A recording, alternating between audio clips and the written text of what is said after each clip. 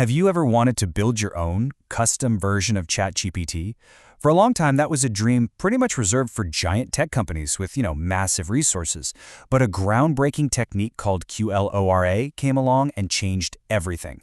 It basically handed the keys to state-of-the-art AI to the rest of us. So let's break down exactly how it works. Okay, first you gotta understand the scale of the problem. To customize, or what we call fine-tune, a really powerful open-source model like Llama 65B, you would need over 780 gigabytes of GPU memory.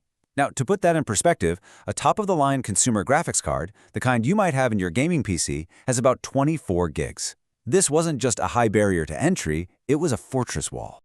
So what on earth is taking up all that memory? Well, the traditional process, full fine-tuning, means you have to update every single one of the model's billions of parameters. Think of these parameters as tiny little knobs and dials that control everything the AI knows and does. It's like trying to improve a Formula One car's performance by completely taking the engine apart and rebuilding it from scratch. Sure, it's powerful, but it's incredibly inefficient. And this situation created what I like to call the AI training wall. The insane cost and computing power needed for fine-tuning meant that the ability to create truly custom, powerful AI, well, it was concentrated in the hands of just a few huge corporations. And this is so important. This exclusivity just stifled innovation. You had researchers with brilliant ideas, startups trying to build really unique products, and even just curious developers. And they were all effectively locked out. They couldn't work with the most powerful AI models, period. But then, just when it seemed like this was how things were going to be, researchers from the University of Washington introduced an incredibly clever and, frankly, elegant solution to this problem, a technique they called QLoRA. See, QLoRA takes a completely different approach. Instead of rebuilding that whole engine, it freezes the massive base model. It doesn't touch it. Instead, it attaches these small, highly efficient modules called low-rank adapters, or LoRa for short. You only have to train these tiny adapters, and the whole process becomes dramatically more efficient. And I mean, the difference is just stark. Full fine-tuning updates everything and needs over 780 gigs of memory. QLoRA, it freezes the base model, only updates those tiny adapters, and needs less than 48 gigs. It's the difference between rebuilding an entire engine and just plugging in a super efficient tuning chip. It's that much of a leap. So how in the world does QLoRA pull off this incredible efficiency without sacrificing performance? Well, the secret sauce comes down to 3 key technical breakthroughs that work together just perfectly. Okay, here's the recipe. First, you've got a new, super smart data type called 4-bit NormalFloat.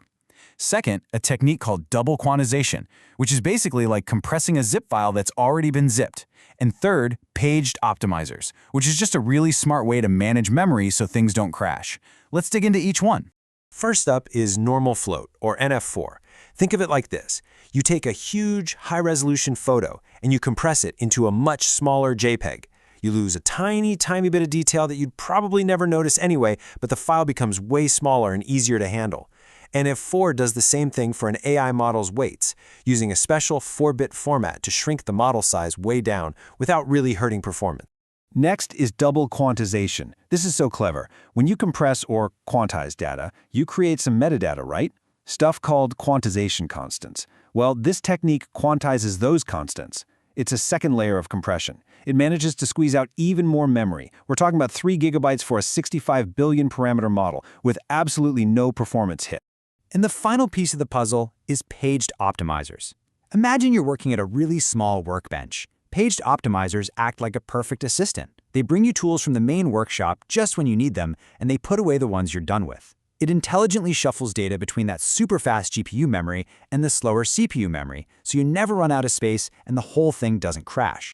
So those are the 3 big innovations. But the real question is, does this whole thing actually work in practice? To prove it, the researchers used QLoRA to train a whole family of models that they named Guanaco. And, this is the million-dollar question, isn't it? It's great to be efficient, but can a model trained with this hyper-compressed method actually perform as well as the multi-billion-dollar giants? Can it hold a real conversation? Can it follow instructions? Is it actually useful? The answer was a resounding yes. It was amazing. In a tournament-style ranking, the researchers pitted their model, Guanaco, against other top models, including ChatGPT and even Bard. And the results? They're just stunning. The Guanaco model trained with QLoRA didn't just beat Bard. It also scored higher than ChatGPT. It came in second only to the absolute behemoth, GPT-4. And if you look at the popular Vicuna benchmark, the results are even more direct. The largest Guanaco model reached 99.3% of ChatGPT's performance level. And here's the kicker. It achieved this world-class performance after just 24 hours of training on a single professional GPU. That is an absolute game changer. So you see, this isn't just some clever engineering trick. It's a fundamental shift in the entire AI landscape. What it really represents is the democratization of powerful artificial intelligence. So why does this all matter so much? Well, it means access for everyone. Researchers, startups, even individuals like you and me can now build and customize top-tier AI. It means you can fine-tune models on your own machine, keeping your data totally private. It means a smaller carbon footprint because it's so much more efficient. And maybe most importantly, it means a new wave of innovation is coming, as millions of creative minds are now empowered to build with this amazing technology.